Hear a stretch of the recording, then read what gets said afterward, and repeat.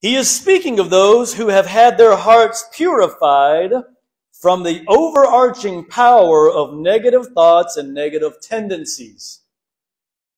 Again, you will never stop your body from feeling ungodly feelings, but you can stop negative thoughts, negative tendencies from taking control of you.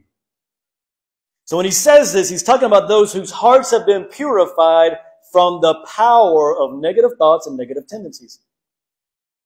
Notice he does not say they cease from experiencing negative events in their lives. He doesn't say they cease from experiencing negative events. He said what? They cease from sin. What's the difference? They cease from sin by ceasing from suffering. It's getting more confusing, I know, but keep listening.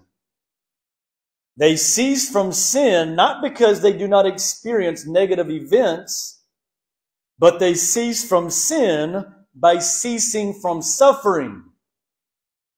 Well, I know Christians who suffer. Keep listening. How is it possible to cease from suffering? We cease from suffering when our definition of suffering changes. You catch it? Some of y'all may have missed it. You cease from suffering when what you call suffering changes. When your definition of suffering changes. So therefore, our definition of suffering must change.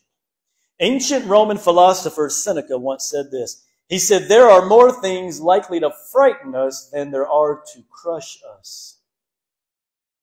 Many times people are afraid they're going to be destroyed, things are going to fall apart, things aren't going to work out.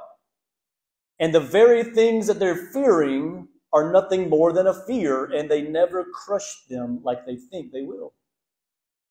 He goes on to say, we suffer more often in imagination than in reality. We suffer more in our imaginations. Why?